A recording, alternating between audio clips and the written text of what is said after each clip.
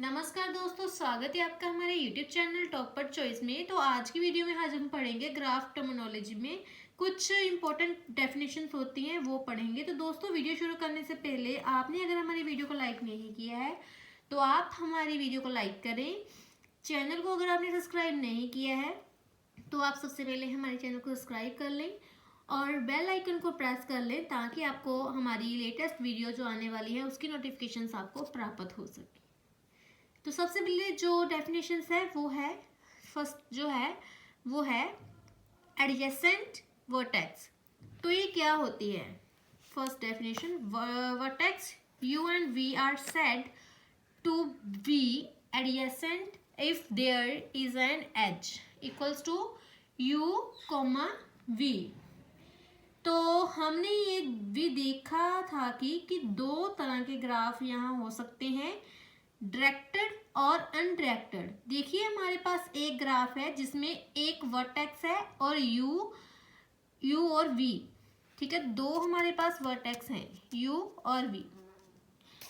तो वर्टेक्स होने के बाद इनमें एक एज है, ठीक है। देखो जहाँ पर एक लाइन दी गई है, मैंने आपको फर्स्ट वीडियो में बताया था कि जो नोड होती है उसको हम वर्टेक्स बोलते हैं, जो लाइन होती है उसको हम एज बोलते हैं। तो जो यू और वी क्या है? वर्टेक्स और एज, ये वाली है। तो जो ई दी गई है वो एज है। अब यदि किसी वर्टेक्स के कोई एज कनेक्ट करनी है, ठीक है, आपको कि कोई भी आपको वर्टेक्स में कोई भी एज कनेक्ट करनी है तो यू और वी जो है वो एज कनेक्ट यहाँ पर ये कर रही है, एक कनेक्शन बन रहा है। देखो यू और वी के बीच ई का जो है वो कनेक्शन बन रहा है, तब ये क्या कहलाएगी? ये एडजेसेंट वर्टेक्स कहलाएगी। तो यहाँ हमने क्या तो हम यहाँ पर क्या लिख सकते हैं इसमें? तो क्या लिख सकते हैं? u और v is adjacent with e equals to u और v, u, v, ठीक है। तो अब यहाँ मान लीजिए कि डायरेक्टेड एज है, मानना क्या है, इसमें जो आपको दिखाई दे रहा है वो क्या है? वो डायरेक्टेड एज है, ठीक है। तो वर्टेक्स है u और v, ठीक है, जिसमें जो एज दी गई है वो है e, तो लाइन है वो e है। तो ये क्या दिखा रही है? ठीक है, क्योंकि इसमें जो इन्होंने एरो का निशान दिया हुआ है, साइन दिया हुआ है, वो किसका साइन होता है? डायरेक्शन इसने दी हुई है यहाँ पर, ठीक है। तो ये किस तरह की है?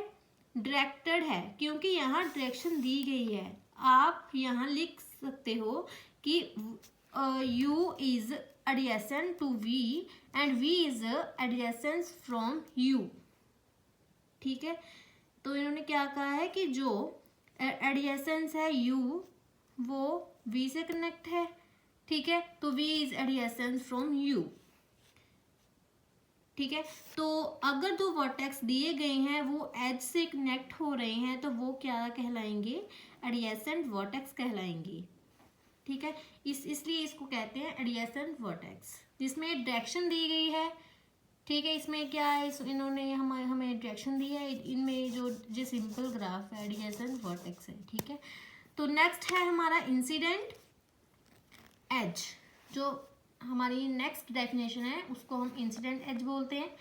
तो इसकी जो डेफिनेशन है वो क्या बता रही है कि the edge E that join the node U and V is said to be incident on each of its end point U and V।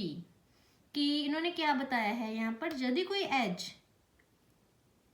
इन दो वर्टेक्स को ज्वाइन कर रही है, ठीक है, इन दोनों को ज्वाइन कर रही है, जैसे U है और यहाँ V है, तो जो एज E है, ठीक है, तो वो U और V को क्या कर रही है? ज्वाइन कर रही है। तभी ये जो एज E है वो क्या कहलाती है?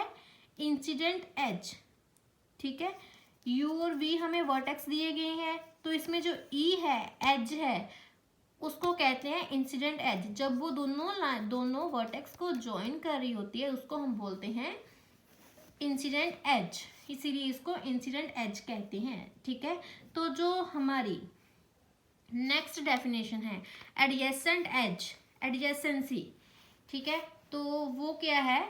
उसकी जो डेफिनेशन है वो है to edges are said to be adjacent if they are incident on a common vertex। तो ये क्या कहला रही है adjacency edges? वो कह रही है कि हमारे पास एक वर्टेक्स है, ठीक है, V1 V2 V3, एक वर्टेक्स G है, एक वर्टेक्स G है और एक वर्टेक्स ये है, ठीक है। तो इन्होंने क्या बताया है यहाँ पर कि V1 और V2 और V3 जो है वो क्या है, वर्टेक्स है। अब जो इसमें एजेस हैं वो क्या है, एक है V1 और V2 के बीच में E1 है और V3 और V2 के बीच में क्या है, E2, एज 2 एज 1, ठीक है। तो इन्होंने क्या बताया है कि दोनों क्या कर रहे हैं, इसमें जॉइन है, ठीक है।